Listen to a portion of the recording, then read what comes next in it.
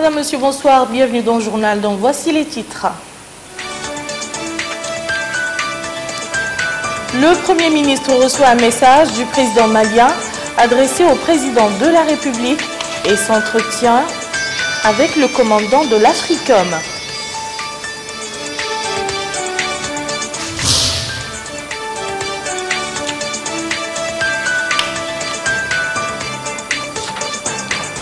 Le patronat et les journaliers à Nouadhibou et Zouérat arrivent à un accord mettant fin à la grève organisée par les travailleurs pour réclamer l'amélioration de leurs conditions.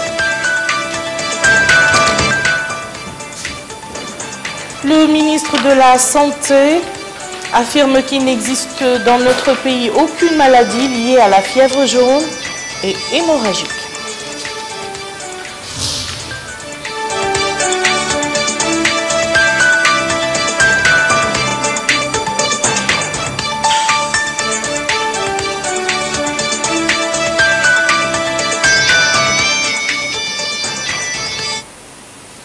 Mais avant le développement de ces titres, le courrier du président de la République, Mohamed Ould Abdelaziz, a adressé aujourd'hui un message de félicitations à Ilham Aliyev, président de la République d'Azerbaïdjan, à l'occasion de la célébration de la fête nationale de son pays. Il y a à cette occasion renouvelé sa détermination de poursuivre les efforts en vue du renforcement des relations de coopération existantes entre nos deux pays dans l'intérêt de nos deux peuples. Le président de la République a aussi félicité le président de la République de Croatie, Ivo Josipović, à l'occasion de la célébration de la fête nationale de son pays. Il lui a exprimé sa volonté de continuer d'œuvrer pour le renforcement des relations de coopération existantes entre nos deux pays dans l'intérêt de nos deux peuples. Le Premier ministre Dr Moulay Mohamed Laghlaf a reçu aujourd'hui un message adressé au président de la République Mohamed Ould Abdelaziz par le président malien Diokounda Traoré. Le message a été remis au Premier ministre par Thieblé Drama, l'émissaire malien. C'était au cours d'une audience à laquelle ont assisté le directeur de cabinet du Premier ministre, le conseiller à la présidence de la République et l'ambassadeur du Mali dans notre pays.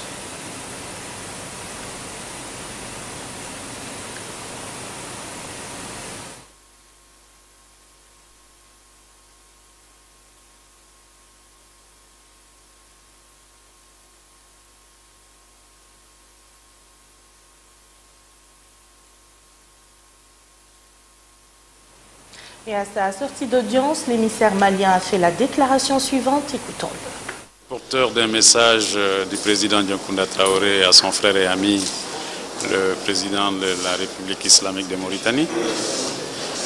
Message remis au Premier ministre et qui est relatif à l'évolution de la situation au nord du Mali, à la détermination des autorités maliennes d'organiser l'élection présidentielle sur toute l'étendue du territoire national et l'engagement très ferme de la communauté internationale à appuyer le Mali dans ses efforts pour recouvrer la plénitude de l'intégrité du territoire national, pour réaliser l'unité nationale du Mali et soutenir le Mali dans son attachement à la forme républicaine et laïque de l'État.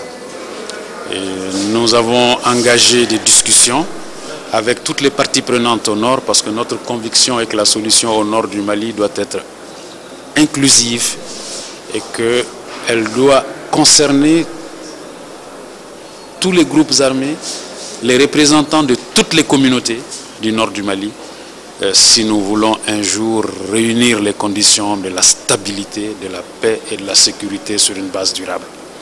Donc nous travaillons à cela et nous avons estimé qu'il était judicieux d'associer nos voisins. Et c'est ce qui explique notre présence aujourd'hui à Nouakchott. Il est important donc que notre voisin mauritanien soit informé au plus près des derniers développements et de la détermination malienne à réaliser l'unité et l'intégrité du territoire national, organiser des élections sur toute l'étendue du territoire national. Et voilà les raisons pour lesquelles nous sommes là et M. le Premier ministre nous a rassuré l'engagement de la Mauritanie à soutenir le Mali, l'engagement du chef de l'État mauritanien à soutenir les efforts du Mali pour réaliser l'intégrité du territoire national, l'unité nationale, et également soutenir les autorités maliennes afin d'organiser l'élection sur toute l'étendue du territoire. Merci. Merci beaucoup, monsieur. Le Premier ministre a également reçu aujourd'hui en audience le général David Rodriguez, commandant des forces armées des États-Unis d'Amérique pour l'Afrique, AFRICOM. La rencontre s'est déroulée en présence du directeur de cabinet du Premier ministre, Alioune Issa, du colonel Brahim Waloul Cheibani, chef du 3e bureau à l'état-major général des armées, du colonel Mohamed El-Mukhtar, chef du 2e bureau à l'état-major général des armées, ainsi que de l'ambassadrice des États-Unis d'Amérique dans notre pays, Madame Jo Ellen Powell.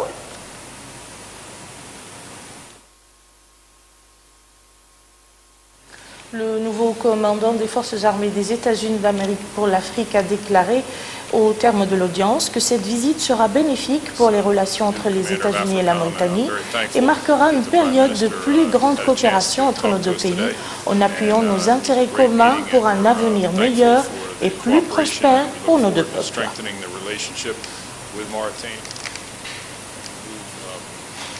L'actualité parlementaire à présent a été marquée au Sénat par la réunion des membres des présidents du bureau sous la présidence du sénateur Mohamed Hassan Ould El Hadj, président du Sénat.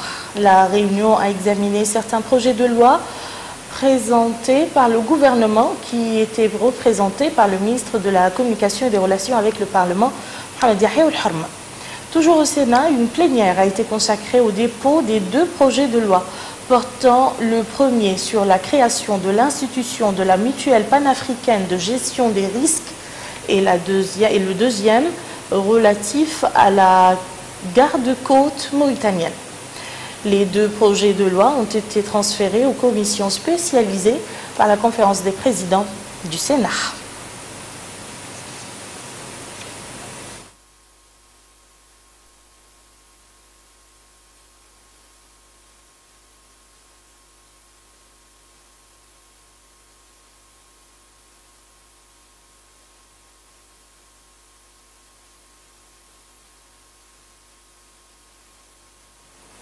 La délégation ministérielle comprenant le ministre de l'Intérieur et de la décentralisation, Mohamed El Bouilil, celui de l'énergie, du pétrole et des mines, Taleb Ould Abdival, et de l'administrateur, directeur général de l'ASNIM, Mohamed Abdallah Ould Ouda'a, est arrivé à un accord avec les travailleurs journaliers des entreprises, mettant ainsi fin à la grève que ces derniers avaient entamée il y a une semaine dans la ville de Zouéret. L'accord prévoit l'obligation de l'enregistrement des journaliers à la Caisse nationale de sécurité sociale, l'augmentation de l'indemnité de logement, en plus du paiement d'un mois supplémentaire en encouragement aux travailleurs, et ce à partir du mois de mai courant. Les représentants des 2 parties se sont félicités des efforts qui ont été déployés par tous, sanctionnés par cet accord. Autre accord, celui conclu hier soir entre le patronat et les travailleurs journaliers dans la capitale économique Nouadhibou, mettant terme à la grève observée par ces travailleurs qui exigeaient l'amélioration de leurs conditions. L'accord exige l'enregistrement des journaliers à la Caisse nationale de sécurité sociale, l'augmentation de l'indemnité du logement, les paiements d'un mois de salaire supplémentaire à partir du mois de mai courant en encouragement à ces travailleurs. Les 2 parties se sont félicitées de cet accord qui a permis d'arriver à ce résultat.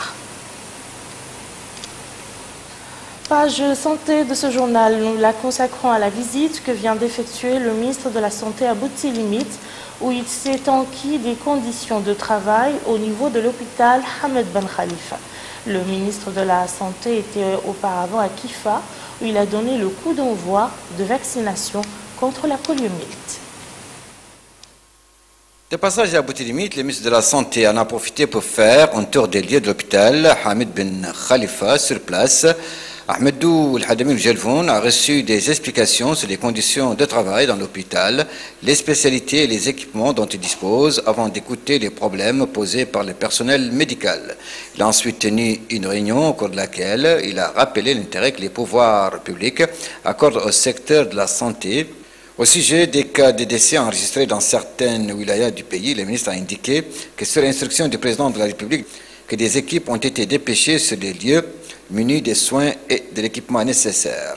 Il a indiqué que les analyses médicales n'ont décelé aucune épidémie, précisant que les cas de décès sont dus à la chaleur et qu'ils ont touché particulièrement des personnes âgées. Le ministre a aussi visité le centre de santé de Boutilimite et sa pharmacie et il a pu s'informer sur le déroulement de la présente campagne de vaccination avant d'exhorter le personnel à prendre soin des équipements et à mettre les produits alimentaires destinés aux enfants dans des lieux leur permettant une bonne conservation. Auparavant, le ministre de la Santé était à Kifa où il a donné le coup d'envoi de la campagne intégrée de vaccination contre la polio qui cible les enfants de 0 à 5 ans. Au niveau de la Saba, 220 équipes ont été mobilisées pour vacciner plus de 60 000 enfants, en plus de la disponibilisation d'une grande quantité de doses en vitamine A. Le centre hospitalier Mère et Enfants a abrité ce matin le lancement des festivités commémorant la journée mondiale de la lutte contre les fistules obstétricales. Cette journée organisée par le ministère de la Santé en collaboration avec le FNUAP vise à sensibiliser sur les modes de prévention et de traitement des fistules obstétricales ainsi que sa prise en charge. Ensemble pour en finir avec la honte, l'isolement et la fistule obstétricale. Sous ce thème, notre pays célèbre aujourd'hui la première journée mondiale pour l'éradication des fistules obstétricales. La célébration de cette première journée internationale de la fistule obstétricale qui coïncide avec le 10e anniversaire de la campagne mondiale pour l'élimination des fistules obstétricales a pour objet de faire un plaidoyer pour le traitement et la prévention contre les fistules obstétricales, de conscientiser sur les dangers liés à ces fléaux ou encore de mobiliser les partenaires pour fournir l'appui nécessaire aux campagnes internationales pour l'élimination des fistules obstétricales. À cette occasion, le secrétaire général du ministère de la Santé, Dr El-Mukhtar El-Hindi, a passé en revue les dangers liés à cette maladie et les actions que son département prévoit dans le cadre du plan national pour le développement sanitaire pour mettre fin à cette pandémie.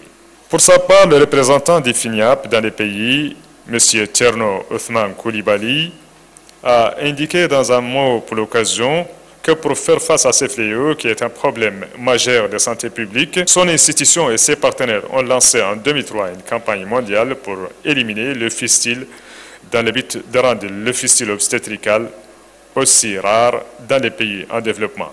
Il a ajouté que cette campagne s'articule autour de 3 axes, dont la prévention, la prise en charge chirurgicale et la réinsertion. Les participants à cette cérémonie de célébration de la Journée mondiale pour l'éradication des fistules ont suivi un documentaire sur l'expérience mauritanienne dans la lutte contre ce fléau. Il a été procédé au terme de cette cérémonie à la signature d'une convention pour l'appui de la campagne d'élimination des fistules obstétricales entre notre pays et les partenaires au développement. La ville de Zouérate a abrité lundi dernier une journée de réflexion sur le suivi des résultats de la table ronde sur le développement du Tirs Zamour. Les travaux de cette journée étaient supervisés par le ministre de l'Intérieur et de la Décentralisation, Mohamed El Bouilid, accompagné du ministre des Affaires économiques et du Développement, M. Sidi Ouletaha.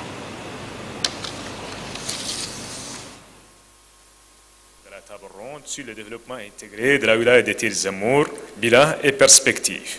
Autour de ces thèmes s'articulent les travaux de cette journée de réflexion organisée par les autorités administratives de la wilaya.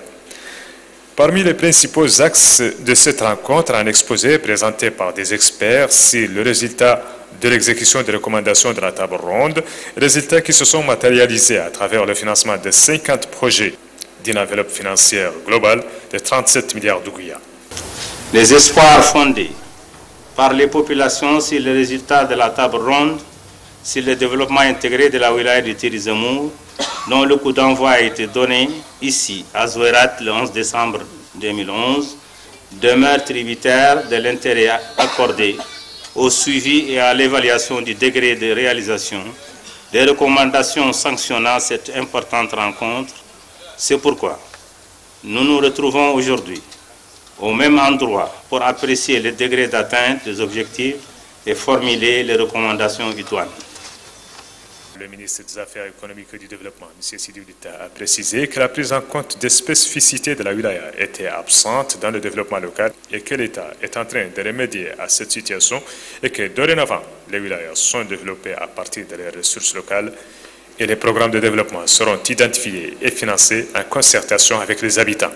Quant au Wali de Tirzamour, le colonel Ahmed Douamba Oulbaye a souligné que les résultats hautement positifs de la table ronde n'auront pu avoir lieu sans l'intérêt qu'attache le président de la République, M. Mohamed Abdelaziz, au développement.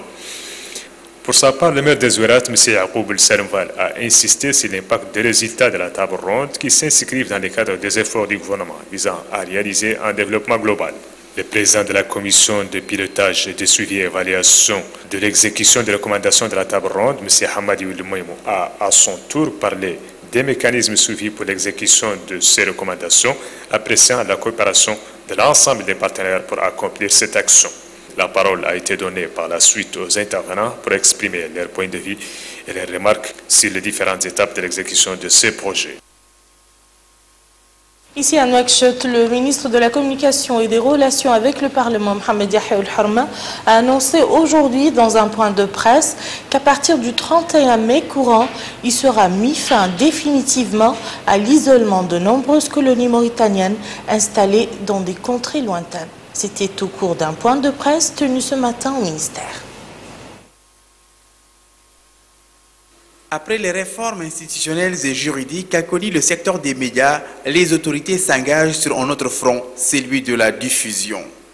Ainsi, au cours de cette conférence de presse, le ministre de la Communication et des Relations avec le Parlement, Mohamed Yahya Ould-Harma, a expliqué longuement les tenants et aboutissants de la réforme technologique dans la diffusion télévisuelle et radiophonique dans notre pays, afin de mieux servir les citoyens sur l'ensemble du territoire national, mais aussi ceux de l'étranger. Pour ce faire, les autorités ont procédé à la signature d'un avenant de contrat avec l'opérateur Arabsat qui permet à la télédiffusion de Mauritanie de pouvoir diffuser en direct par satellite à partir des installations à Nouakchott les programmes de 14 chaînes de télévision et 15 stations radio.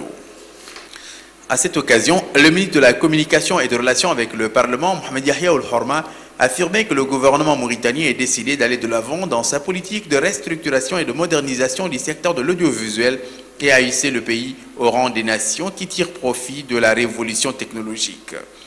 Parlant des réalisations opérées dans le domaine de l'information et de la communication, le ministre a rappelé que le gouvernement a pris un certain nombre de mesures, dont la promulgation de la loi 2010-045 du 26 juillet 2010, consacrant la libéralisation de l'espace audiovisuel, la dépénalisation des délits de presse, la réglementation de la presse électronique, la création d'un fonds d'appui public à la presse privée, la création de 3 sociétés de services publics, Radio Mauritanie SA, Télévision de Mauritanie SA et Télédiffusion de Mauritanie SA, la délivrance de 10 licences de diffusion à 5 chaînes de télévision et 5 stations radio privées. Mohamed Yahya Ould-Harma a rappelé aussi qu'une station terrienne en bande C mise en service en 2002 assurait la transmission en destination du réseau de relais de diffusion terrestre de l'intérieur du pays et permettrait la réception et la rediffusion des programmes radio-TV dans un bouquet sur le satellite Badr 4 à partir de la Jordanie. Le ministre a souligné qu'avec la signature de cet avenant, la diffusion des programmes des premières chaînes de radio et télévision mauritaniennes et Radio Coran se fera désormais par le biais d'un bouquet en bande C couvrant la totalité du continent africain et une partie de l'Europe et de l'Asie allant jusqu'à la Suède, l'Ukraine, la Géorgie, l'Arménie, la Turquie, le Pakistan, l'Afghanistan, une grande partie de l'Inde et une partie de la Chine. Parlant de nos compatriotes vivant à l'étranger, qu'il a qualifiés de colonies importantes de par leur poids démographique et leur apport à l'économie nationale, le ministre a indiqué qu'ils seront désormais rattachés à la mère patrie, à leurs valeurs culturelles et à leur patrimoine civilisationnel, indiquant que de même, les populations des pays amis concernés par cette extension auront accès à nos programmes qui véhiculent notre culture dans sa diversité et sa richesse. Pour sa part, Le directeur général de télédiffusion de Mauritanie, la TDM, Djeoul Sidati, a présenté à cette occasion un exposé sur les différentes étapes franchies par la transmission télévisée et radio en Mauritanie, soulignant que suivant les prévisions, la possibilité de la migration du bouquet mauritanien au satellite Bedr à l'horizon 2014. Ouverture aujourd'hui à Nouakchott pour 2 jours d'un atelier d'information et de sensibilisation sur la certification. La rencontre est organisée par le ministère du Commerce, de l'Industrie, de l'Artisanat et du Tourisme. Cette rencontre de 2 jours a pour objectif d'informer et de sensibiliser les participants issus des milieux économiques et institutionnels sur les procédures de certification des produits, des systèmes de management dans le but d'améliorer la compétitivité de l'économie mauritanienne. Plus d'une trentaine de personnes issues des secteurs publics et privés participent à cet atelier. Au menu des exposés se rapportant à la démarche de la certification et ses enjeux relatifs à la compétitivité de l'économie, aux exigences des marchés publics, à la certification des entreprises du secteur des BTP, aux produits, aux normes de qualité et aux questions environnementales. À l'ouverture de l'atelier, le secrétaire général du ministère du Commerce, de l'Industrie, de l'Artisanat et du Tourisme, Abderrahman Ahmed Ousmane, a souligné que cet atelier constitue une première tentative d'introduction des résultats de la certification en matière d'amélioration des services publics. Ces résultats conforteront la transparence et la crédibilité des prestations publiques à travers une évaluation indépendante qui consolide les normes et critères de qualité. Environ 20 sociétés nationales présentes en Mauritanie détiennent des certifications et répondant aux exigences des normes de protection et de conservation de l'environnement, a dit le secrétaire général. Le secrétaire général a appelé enfin à la conjugaison des efforts des sociétés nationales, des secteurs publics et privés pour commencer à appliquer ces exigences de certification afin d'assurer plus de transparence, de crédibilité, de manière à relever le niveau des compétences et à garantir la protection du consommateur. Au chapitre des activités des partis politiques, le parti LUM démocratique et social vient d'enregistrer une nouvelle adhésion. Un groupe de cadres issus de la ville de Cheguer, dans la wilaya du Brakna, ont annoncé hier au cours d'une manifestation leur adhésion à ce parti. Ils ont expliqué avoir pris cette décision parce que, encouragés par le projet social du parti, de son programme et de son action dans le domaine du développement. Le président du parti, Bouidjaloul Houmeid, après avoir souhaité la bienvenue au groupe, a passé en revue les positions de WIAM par rapport aux différentes questions et indiqué que le parti s'apprête aux prochaines échéances électorales et il a affirmé que son parti prône le dialogue comme voie pour résoudre l'ensemble des problèmes posés sur le plan national.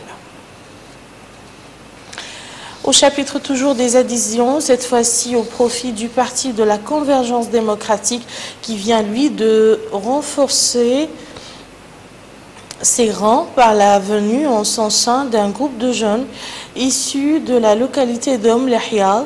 Le groupe a indiqué que sa décision intervient après une étude de la scène politique et du bien fondé du projet du parti de la Convergence démocratique.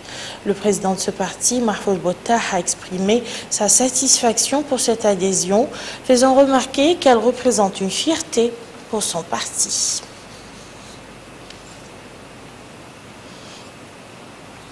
Ainsi prend fin ce journal. Tout de suite le rappel des titres. Le Premier ministre reçoit un message du président malien adressé au président de la République et s'entretient avec le commandant de l'Afrique.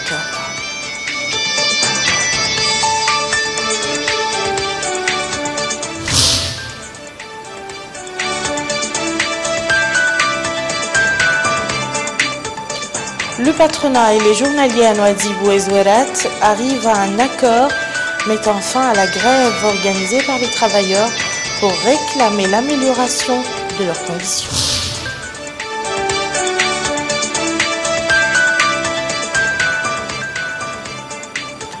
Le ministre de la Santé affirme qu'il n'existe dans notre pays aucune maladie liée à la fièvre jaune et hémorragique.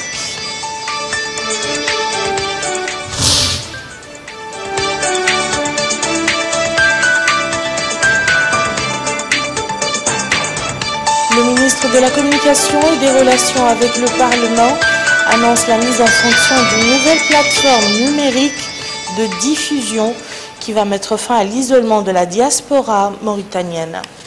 Merci, madame, monsieur, de nous avoir suivis. À demain, Inch'Allah.